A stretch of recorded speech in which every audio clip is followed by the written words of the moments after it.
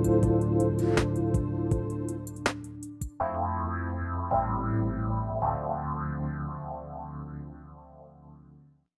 everybody, welcome. It's so great to have all of you tune us in and turn us on. I am so excited to be talking with Tanis McRae here on the show. For those of you, let me just say a few things because you're going to hear a whole lot more. You know, one of the things I love is that I get to meet people that look at life and look at what life could be about. And out of that, they take this culmination of perhaps their life experiences, right?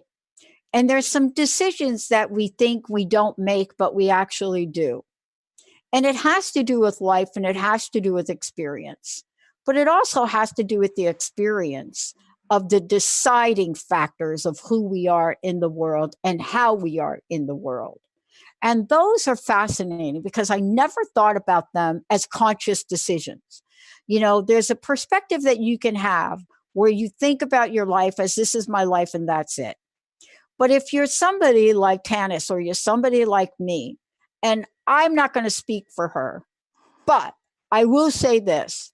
I have been accused of incessantly talking to myself over and over and over again, talking to myself in the middle of a movie, talking to myself at work, talking to myself getting ready for the show. So much to the point where people walk in the room and say, "Who are you talking with?" Well, that's the question for my very special, co-host for today that has a fabulous show that's all about talking, but talking in a way that I think you're going to find fascinating. So when you're talking with Tanis McRae, and you start to think about the things that are up for conversation and discussion, and you start to think about what you have talked to yourself about in your life and have now become that person that's going to deliver a workshop on healing, on wisdom, on intuition, on walking through shadow. When you're that person, wouldn't you like to be a fly on the wall with Tanis? Tanis, great to have you. Well, thanks, Pat. I was so excited to be here. So I was going to ask you a different question, but I got to start out with this one. Sure. What do you make of the people that walk in on you? I don't know if that's your situation. I know it is mine. That walk in on you and catch you in the middle of a conversation with yourself.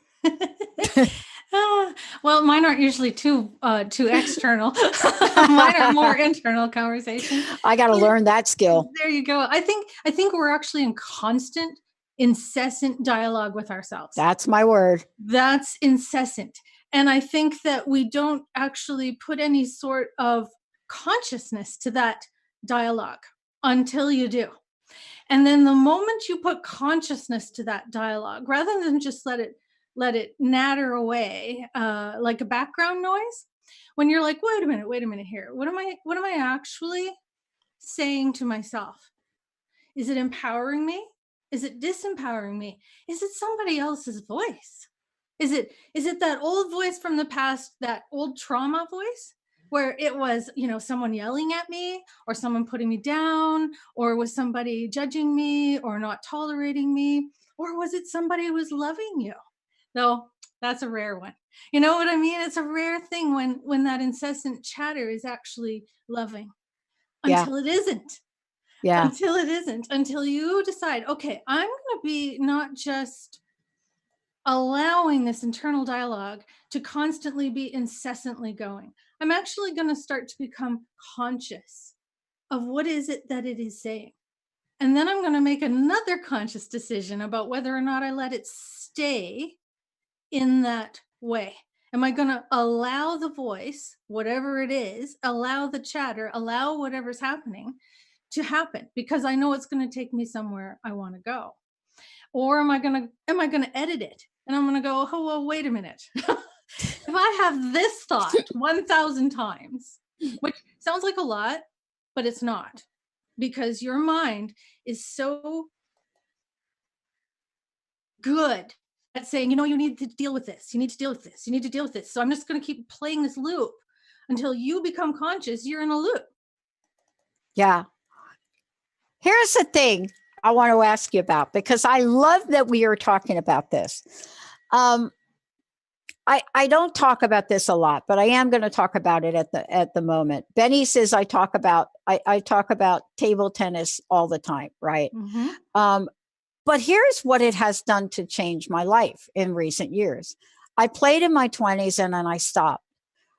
But even without talking about that, what I realize is when I'm doing what I'm doing now and having this conversation with you, I am completely focused on what you're saying.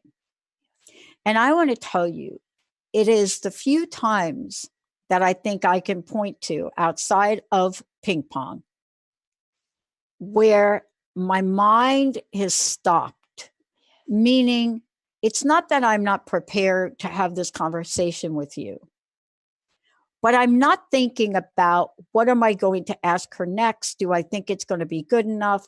What if it's not the right? Do you understand what I'm saying with this? 100%. That's the incessant dialogue, the incessant chatter, the monkey mind. People call it all sorts of things. But really, for me, it's focus. Yeah. It's like, okay, well, you know what? I'm having a thought. Why don't I focus on it for a minute and see what is it telling me about me? That's my favorite question in the whole world. Well, what's this teaching me about me? What's this experience? What's this thought? What's this person? What's this idea? What is it teaching me about me? Which is why talking to myself is more an idea of, you know what, there's only me. We hear about the whole oneness thing and everyone's like, oh, we're all one and that's all, it's all beautiful. And I don't mean to sound irreverent because I think it's absolutely true. In fact, I think it's so true that we miss that it's so normal. And so what that means is, to me, the person who's talking to me inside my head is me. And then there's all sorts of levels of me. So is it my empowering me that's talking to me? Is it my highest vibration that's talking to me? Or is it my trauma, my suffering, my past experiences? And both of those are immensely valuable. In fact, if I had to pick one, I would say that the lower vibrating one is the juicy one, right? Like that's the juicy one. If I'm It is. hearing, It is. yeah, if I'm hearing that negative mind and then I become focused on it rather than react to it, right? Rather than react to it, just go focus on it and say, okay, well, get curious. That's my favorite thing to say. Like, get curious about it. Oh, what do you think I'm saying that for? Oh, where did that come from? And you use it like a game almost. It's like a game. It's like, okay, well, what's that here to teach me about what's happening right now in my experience? What is that thought here for? And it is, if it is a lower vibration, a denser thought, negative thought, whatever word you want to put to it. I don't like to think of thoughts as good or bad. I like to think of them as heavy or light. So is this thought heavy or light? I do the same thing. Yes. So rather than put a judgment on it, oh, that's a bad thought, that's a good thought. It's more just an observation. So is this thought weighing me down? Or is this internal conversation weighing me down? Or is it making me feel lighter? And again, it's just an observation. But like I said, if it's weighing you down, that's when it's juicy. Because that's when you got something to work with. Yeah. When we think about these things too, is like we often forget that we have the ability to have a conversation that it will actually give us insight, especially for the you're weighing me down.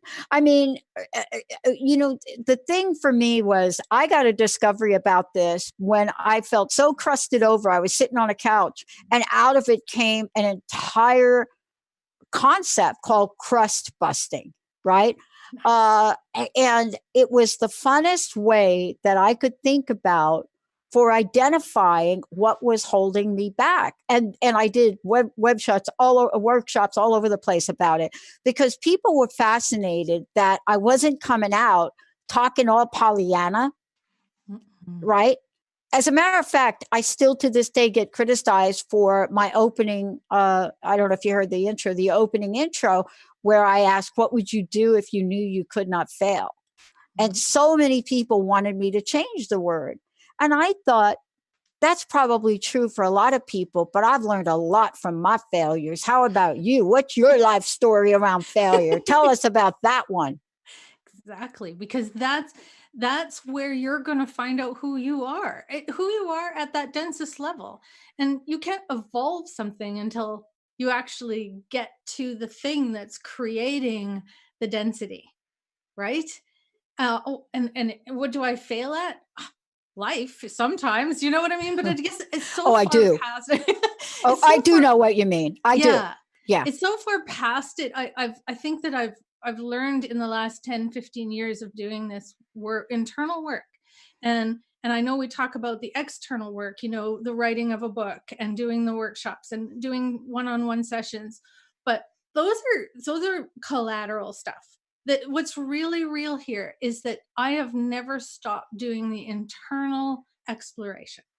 And that's what actually fuels it more. So I don't see failures as the same. I see them as an opportunity to go deeper into my own expansion, into my own growth. It doesn't mean they don't hurt. And it doesn't mean I don't feel bad. And it doesn't mean I don't have all the human experience. In fact, I embrace the human experience of it. Why am I trying to escape being human? It's what I came here to do. So might as well enjoy it while I'm here and enjoy all parts of it, right? So it's not so much a failure anymore as an opportunity. That's what the mindset's happened.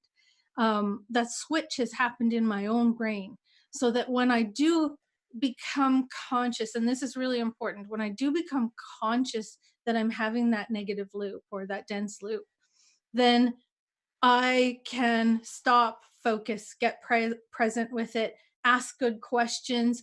And then my favorite part is watch for it to come toward me in my experience. So this is how I usually explain it. Wow. So I'm going to make a cake. Okay. So I go to the cosmic pantry and I grab all the ingredients and I put them all together in a certain way and I mix it up and I put it in the pan and I put it in the oven and I wait. And then out comes the cake and I let it cool and I sit and I ice it and I take a big bite and I go, oh my God, this tastes horrible. This cake tastes horrible. Look, what did I do? I can't change the cake where I'm taking the bite. I have to look back at what did I put in this cake? And so that's when something happens in my world, something happens in my experience, what we would maybe call a failure or a stress or a trauma. I go, whoa, wait, what did I put in that cake? I wasn't watching, I wasn't paying attention. Yeah. Yeah. But isn't it part of when we think about, and of course, we are talking with you about your story, but we're talking about what it is about our stories that help us create something in the world. And how do these conversations with ourselves become the catalyst for that change? And what I love about this is some people may see what you do or what I do as the greatest thing since apple pie. Yeah. Other people may see the cakes that we're baking as not so hot. That is not a very good tasting gluten-free cake. Right? Right. That's like awful.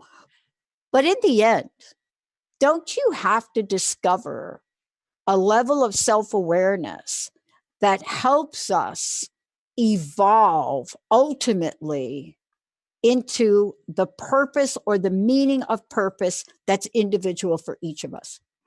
Absolutely. And there's nothing else that will do it other than that awareness. And it starts out just like you do. It starts out in kindergarten and it grows until, as a retired school teacher, I don't see as kindergartens as less or better than grade 12. I see that the grade 12s are further along in their understanding, their understanding of things than the kindergarten. We can't take that grade 12 and put them into kindergarten and say, okay, do kindergarten again, that they'll be bored, right? We can't take the kindergarten and put them into the grade 12 room and say, go nuts, be grade 12. So it's the same with awareness. You start at the beginning and you start just being aware. Wow, I'm having thoughts that don't make me feel good. That's the beginning. It's the first one. And I love those ones because they're like epiphanies. They're like a chorus of angels. Oh, you're like, oh my gosh, I'm having a thought and I don't actually agree with it or I don't like it or it doesn't make me feel good. Do I have to keep having it? Exactly. And that's the beginning of that awareness. And then we grow it. We grow it. I want to ask you this question because that leads us on a pathway that some people may call unconventional. So let's talk about this from your perspective, right? You and I both come from, at some point, very traditional backgrounds, right? Yes. You know, we actually worked in jobs, Yes. right? We may not have had a dream or a vision about those, but we did that. Somewhere along the way, you get a new level of awareness that's calling you and begging you to create something. Yeah. How did that happen for you? And Well, what was it like when you told people what you wanted to create? well, mine actually came through my mom. So we all have catalysts, and I mean, I have my own catalyst, but really, I'm going to say the one that inspired me at the beginning was the story of my mom. And my mom was sick for 40 years, and the doctors really actually couldn't find out what was going on with her. She had all sorts of tests. So she was a celiac. Oh, she was this, she was that. She couldn't do gluten. It's funny about the cake comment. And it was just one thing after another. And she wasn't really sick, but she wasn't thriving. And so finally, in around 2004, I noticed, just standing in a health food store one day, and there was a sign this new naturopath was in town. And so I'm like, oh, there was just this moment where I'm like, that's where I'm going to take my mom. So I took my mom, and she did muscle testing. And she said to her, you have parasites. You're going to be fine. And my mom said later, she almost fell to her knees. She's like, I thought she was going to say the C word, the cancer word. And she's like, no, you know what? We're going to take care of this. They've just been slowly compromising your immune system. And so my mom went on this, jalapeno pumpkin, anti-parasitic diet. She started taking supplements to improve her immune health and let her body fight through it. She also had a wonderful, like, small town doctor who was like, you do whatever you need to do, because I've got to the end of what I can do. And that was really helpful. Wow. And so then within months, she went from eating 12 foods. She could only eat 12 things without getting sick, to on a bus with her friend to Reno to have a good time. It was a miracle. And then we realized that there was another aspect to her healing. So that was the physical healing. Wow. The aspect that was, she didn't remember how to live like a healthy person. Right. She only knew how to restrict her diet. She only knew how to time out her medicine. She only knew how to, I only got this 1 hour where I feel like I have energy, and then I have to go and sleep. She forgot how to live like someone who's healthy. And that's when that same naturopath said, there's emotional connections to everything. And here's a book. And it was Louise Hay, You Can Heal Your Life. And she said, here's a book, take that. And my mom took that book, and every day she did the exercises until she was good. And she literally healed herself that way. And I have 3 brothers and 3 sisters. I come from a very big family. And all of us got on board, and we're like, okay, we're going to support you in this. So we started delving into with her. Wow. Just go, you know what? We're all going to look at our emotional health here. What's happening in our physical body that our emotional health is going, excuse me, you need to pay attention here.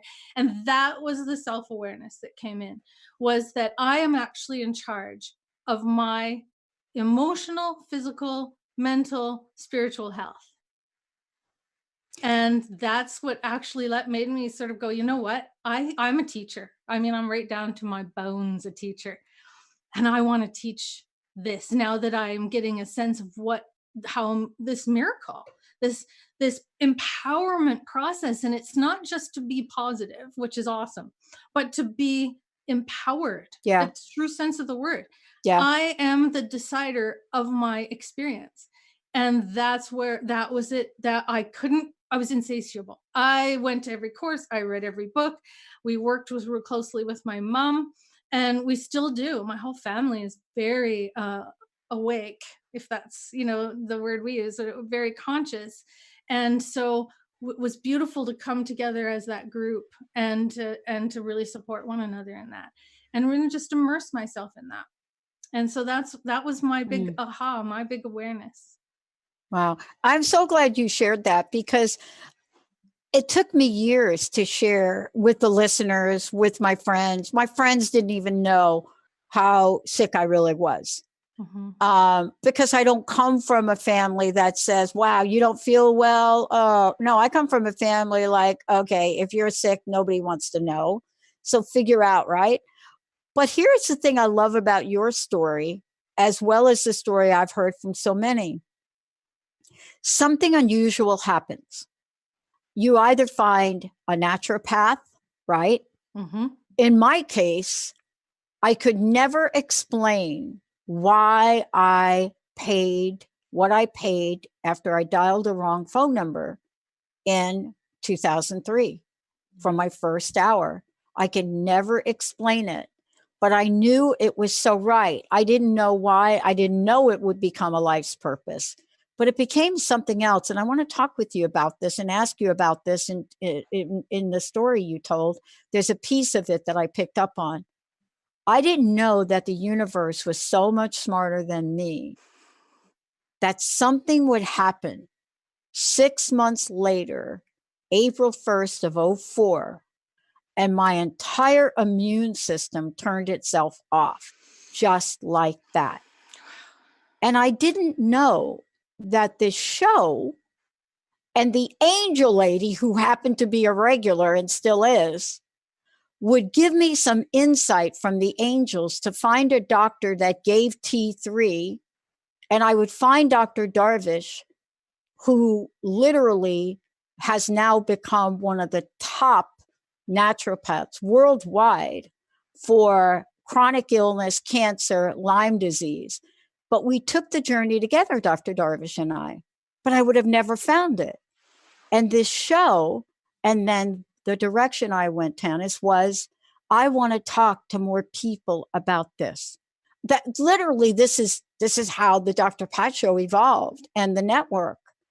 It was out of a place where I needed to understand this, and I needed to figure out how to get well in the world where others were saying, you can't get well.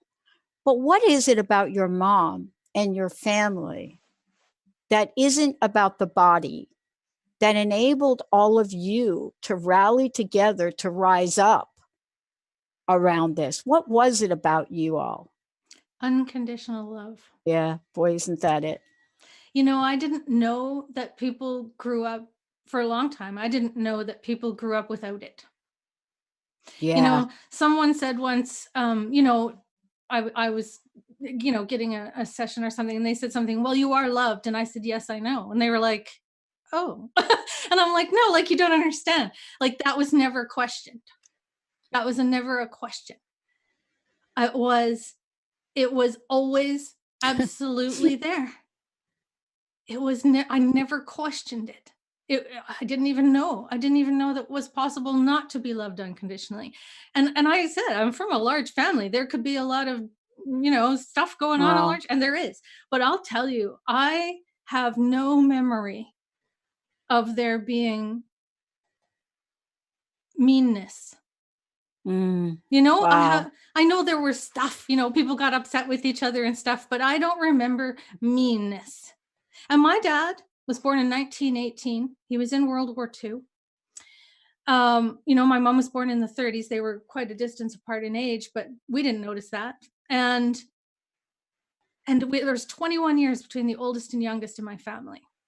And so my older siblings were like aunts and uncles. I mean, I was a princess. I don't think my feet hit the floor. Tiny and small, and everyone carried me over. But we were so loved. And we saw mom and dad loving one another. And it doesn't mean there weren't struggles and there weren't things that we had to deal with. I mean, it's life, but that really was never a question. Yeah. Question. I love what you just shared. We're going to take a short break. When we come back, we're going to continue this story, because it's interesting that you brought that up. My dad was born in 1917. My stepmom was born around the same age as your mom. So there was like a 20-year difference or something between my stepmom and my dad. And then there was my two stepsisters, and we were all about the same age.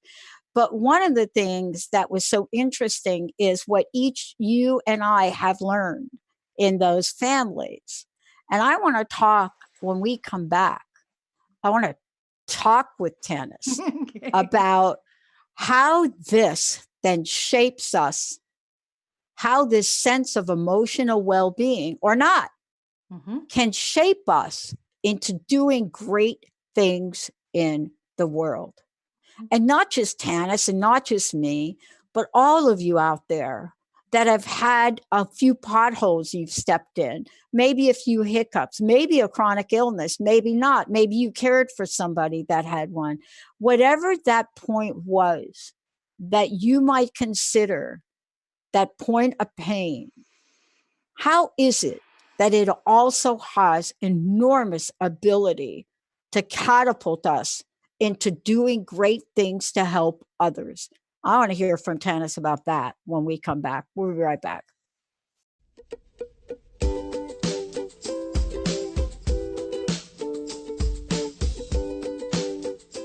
Welcome back, everyone. Welcome back. Talking with Tanis. Tanis McRae joining me here today. Look, before we talk about what this is that we learn and the lesson we learn, every one of us, you don't have to be the host of a radio show to be able to learn this and do great things in the world. So many people have done great things in the world from the strangest places. This is all of you listening. We believe that this is you. No matter what life experience has given you, it has prepared you for something. Tanis, before we talk about this, what's the best way, one, for people to learn about the work that you're doing, but also you have some upcoming workshops, and tell folks not only about the radio show, but we have 2 copies of the book. Yes. Right? I have it. Yep. Talking to myself. So tell us about the book first, and then Benny will go ahead and give 2 copies away. Tell us about the book. So this book is the result of a 10-year period of teaching workshops. Like I said, you can take the teacher out of the classroom, but you can't take me out of the teacher out of me.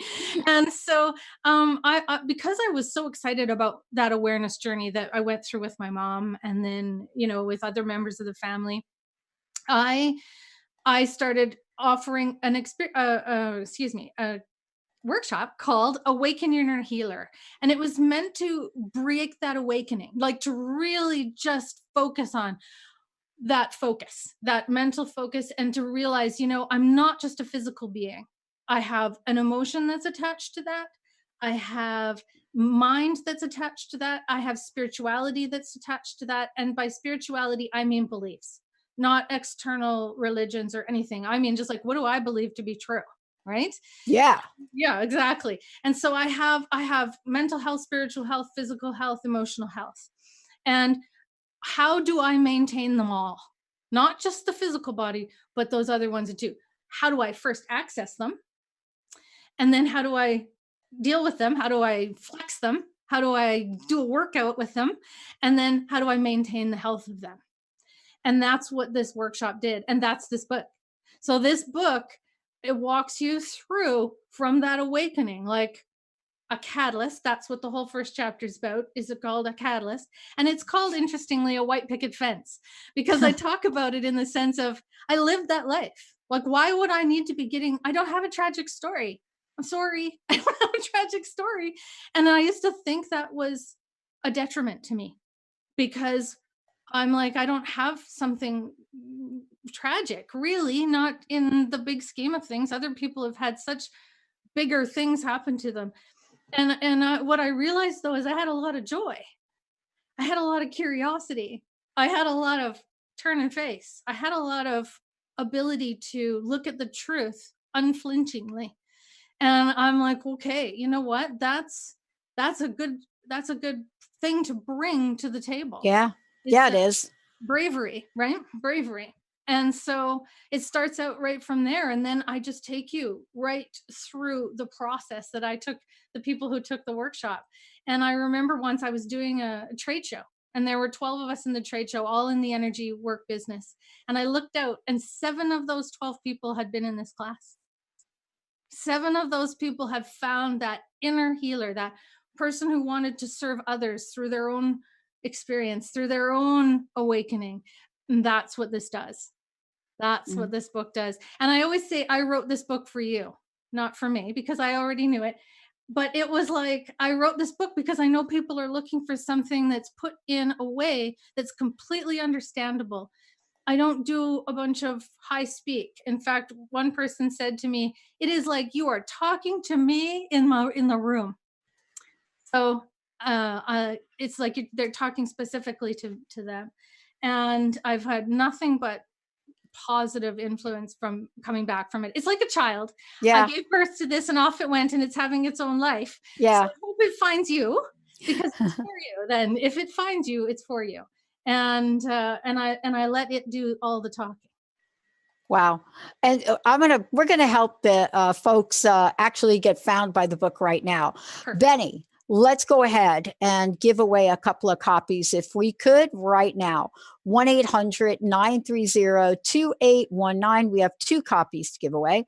1-800-930-2819. Tanis, one of the things that I think is important to talk about, especially around this, is whether you've had a great life, childhood, whatever you want to call it, whether you've had a great one, uneventful, or a not so great one, whether you've had a life where you've learned things early on and can pay them forward, or whether you've had a life where you've learned things from those experiences, the end game is this for me, and I want to ask you about it, is we all have within us the power to achieve things personally in the world. Mm-hmm. Now, I didn't always believe that. So I'm just saying, I was like a total skeptic around it. But the one thing I was given early on was the power to persevere. Not always a great thing, because you hold on to stuff way too long, right? So I had to learn. Mama taught me the power of perseverance. I had to learn from Kenny Rogers. You got to know when to hold them and you got to know when to fold them. I had to learn it. But what you're talking about is a way to capture the energy of possibility. See, that's what I get from your book. That's what I get from what you're sharing. To capture that, what is it about this message and about the book that will help people literally capture that energy of possibility and then do something with it?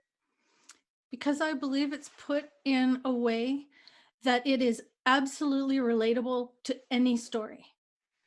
That it's not specific to a trauma or to a life event, like that other people, they'll expound on their life events, which is beautiful. If that's how you get there, you get there.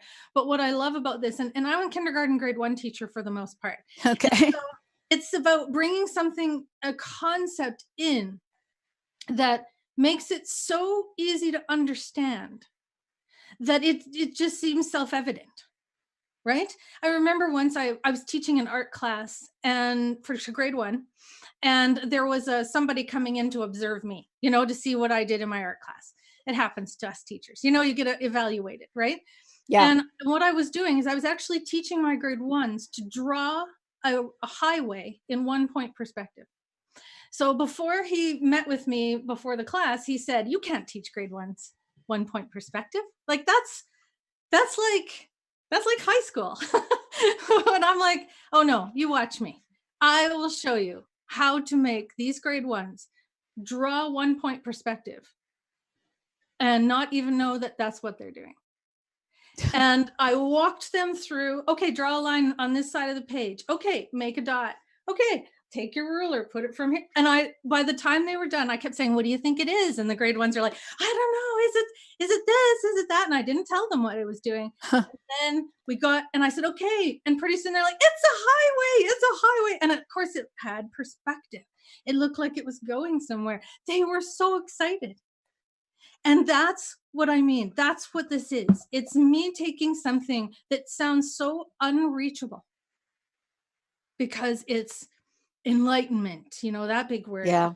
Yeah. It's empowerment, which is another big word. And somebody who's sitting there going, I'm suffering. Don't give me your Pollyanna stuff. I'm suffering over here. Yeah. And I'm like, no, this is why suffering is the best place to start. You don't know yet, but this is your juicy bit. This is your doorway. This is what's going to unlock it. Your suffering is the thing that's going to create the expansion. Nothing else. Nothing else is going to create it as quickly and as perfectly and as efficiently as your suffering. Nope, there's nothing. You're absolutely right. Because I had a lifetime. I had an entire lifetime to get it. Right? Right. Many, many different experiences in life, right? I had a lifetime. But somehow I didn't quite hit the threshold of what you're talking about, right? That threshold where I would have to stop and say, this is an ultimatum. Right. There is no other Band-Aid option, perhaps, that I've used most of my life. This is where we have to get real about it. But once we get there, let's say we are there, Tanis, I want to ask you about this. This I found to be one of the greatest misconceptions, right, along the way. I had to learn this for myself. Once we're there, some folks say we have to stay there like a really long time. That has been a concept that I never really understood. Talk about that a little bit. Just because we have a life experience that could then become a catalyst, is there like a rule book on how long we have to stay in that pain? Anytime energy stops, pain starts. So when there is no movement to anything, I think about it this way. Think of how much concrete, dirt, and size it takes to hold a river back. Like a giant dam, right? Yeah. That's a lot of energy being expended just to keep the river from flowing. Yeah. That's pain. Okay? The river, if we took the dam away and we just let the river flow and we're like, yeah, that's easy. That doesn't take as much energy. I'm going to take it till it takes way more energy to stop yourself than it does to keep going. But that's somewhere along the line, we think our mind is the thing taking care of our emotions when it's our body that takes care of our emotions. So that's why moving the body is so important. Moving your breath, moving your thoughts, creating flow, creating movement. So we should never stop, because that's when the pain starts. Energy loves to move. Energy is in motion, emotion, energy in motion. And so we keep it moving. We don't close down. And yet we've been taught centuries as humans to close down. Yeah. To protect and defend. Defend. But the thing is, everyone thinks you can protect and defend yourself from pain. By the time your mind realizes there's pain and you do this, yeah, you're trapping the horse in the corral there. There's no and so you're protecting and defending. That's what you think you're doing, but really you're trapping, because now the pain happened. The mind said, oh, there's pain. Oh, and so you close the castle gates and the enemy's sitting in there going, hey, I was already here by the time you recognize. Yeah, exactly. Right. Right. And so there is no staying in the pain. There is presence in the pain. That's a different thing. There's no suffering in there. There's no staying in the pain. But boy, oh boy, presence in the pain, that's your ping pong game. That's when you're like, oh, I am here. I recognize I'm in pain, but I'm actually going to have a relationship with it, not try to avoid it, not try to stop it, not try to drink it away or drug it away or whatever. I'm going to have to become conscious to it. I'm going to actually have to sit by the river. I'm going to have to sit there and go, whoa, okay, here's the pain. And that's what I do with my clients. I mean, I see their what I call point of origin. Yeah. Which I think is funny. POO, your poo, your poo. So it's the stuff in the background you haven't eliminated. And so it's creating the cakes over and over and over. It's an ingredient that you don't even know is there. And it's making all your cakes taste horrible. And so when they come in and they sit down and I'm like, okay, what would you like? Some of them people know, they know what's going on. Sometimes they're like, I don't know why I came. I hear that a lot. Oh, yeah. And I'll say, well, let me just find out. And I will find it. It will just be there. It will be revealed to me. I wish I could tell you how. I can't. It's just sitting there. And I go, okay, well, I think it happened when you were 5. And they're like, well, I don't remember anything, but we will always find it. We will find that point of origin. And when you take care of the energy at a point of origin, at the point of the suffering, it actually heals it forward and backward. So now it's because emotion isn't something that's in your past or your future. Emotion's always in your present. Yeah. And emotion is the thing that's going to heal that trauma, heal that suffering. And so we start changing our relationship with it, changing, reframing, finding a new way to look at it. We just keep changing our relationship with it, our perspective of that memory or that feeling or that thought or that idea or that story. And it moves the energy and it transforms it. Isn't that though really the magic, so to speak, and in the discovery process of it and what you've created? Because one of the things that I think you're talking about, and I would love for you to talk more about it, is somebody said to me a long time ago, Pat, you will always have one power, despite whatever you think has been taken away from you or you're never going to get, you will always have this one thing. And I remember them saying it to me, and I thought, this is just BS. Really? That's your message? But boy, did I come to know the truth about it. And they said, Pat, you'll always have the power to choose. Yes. You'll always have the power to choose. You'll always have the power to choose how you respond to something, how you react to something, how you react to life events, other people. You'll always have that power to choose. And I think that's part of what you're talking about. We have the power to choose another version of the story. Always. There is always another version to the story. Our mind doesn't remember anything 100% detail unless you have one of those beautiful eidetic memories, right? But in actuality, we are attached to the emotion of the experience, not to the details. So the more emotion you have to a story, to a past event, the actually more detail you have. And so that's what is the beautiful thing, is that you grab into on the emotional hooks, because the emotional hooks is what keeps it alive. Yeah. Present. Because emotions, again, are only experienced in the present. You can't remember anger. You can experience it. You can remember it because you've experienced it a lot of times, but as soon as you're actually experiencing anger, it's in the now moment. I always say in my book, be where your feet are, because your feet are always in your present moment. They're never in your past or your future. So if you're ever wondering where you're at, you just look at your feet. Oh, that's where I'm at. If it's not happening where your feet are, it's not happening. And so it's important to remember to grab onto the emotional parts of it and to start looking at them from a different perspective, because that's how you'll unhook it. It's the emotions that keep it hooked in. It keeps them right there.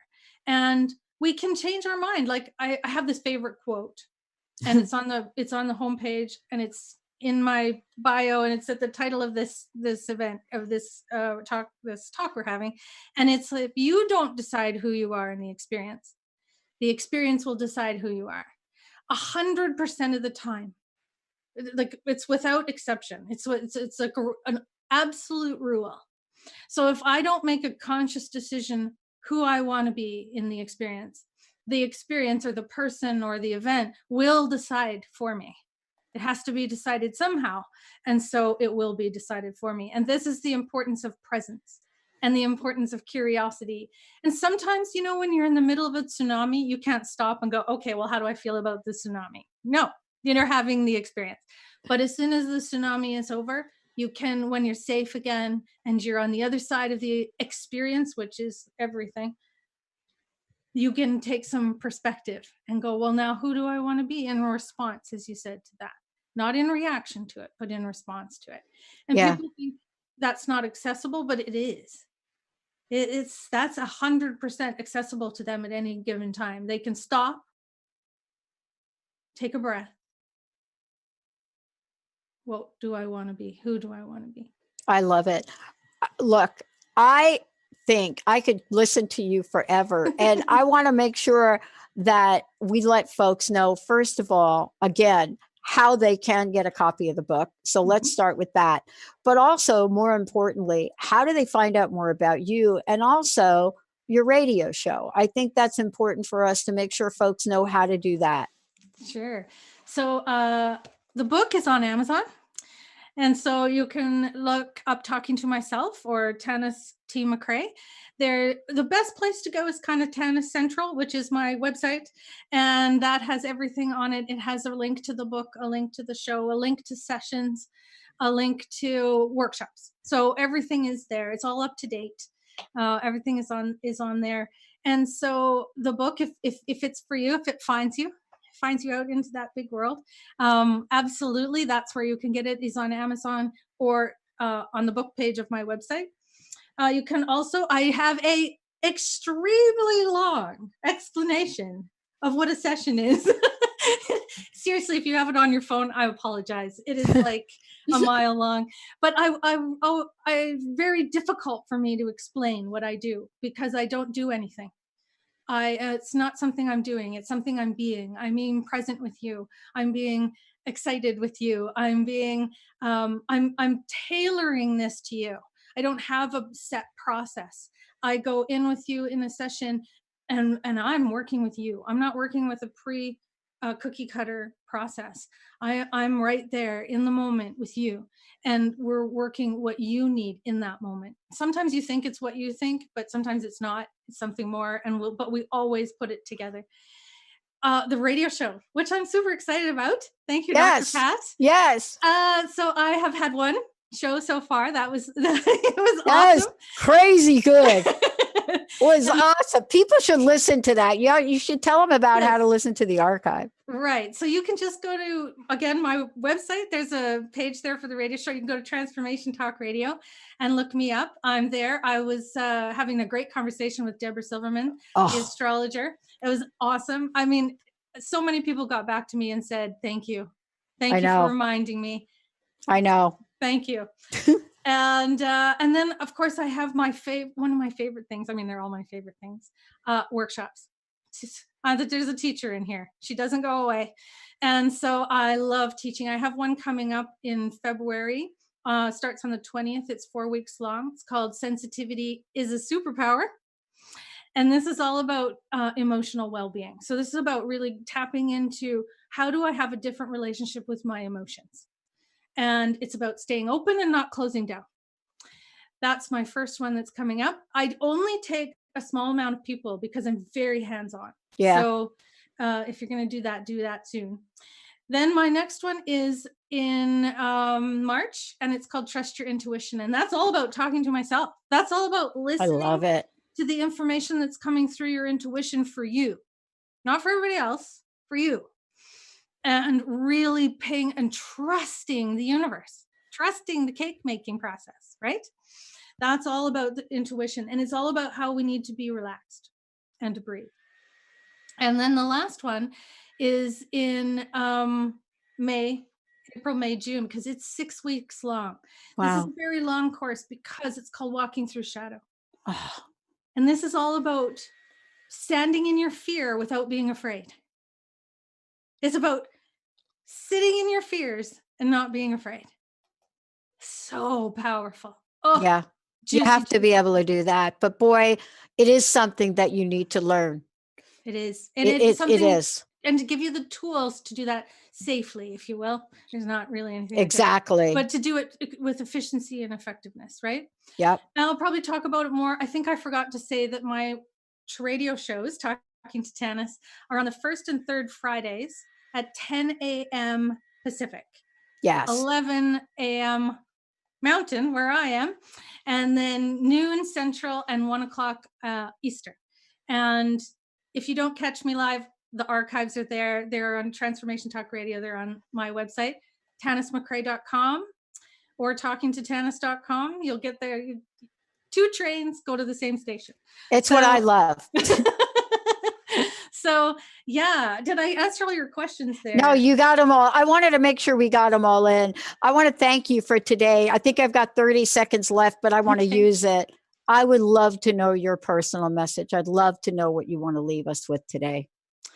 If you don't decide who you are in the experience will decide who you are. So decide. Just even if it takes you somewhere into a cake you don't like, it's juicy. Yeah, just do it. At least you can say you were in the cake. You were making the cake. You were paying attention. Tanis McRae, everybody. I'm Dr. Pat. You're going to hear lots more from Tanis. And please, please go check out the show she did. It is so informative and nonstop. Thank you all for tuning us in and turning us on. We'll see you next time.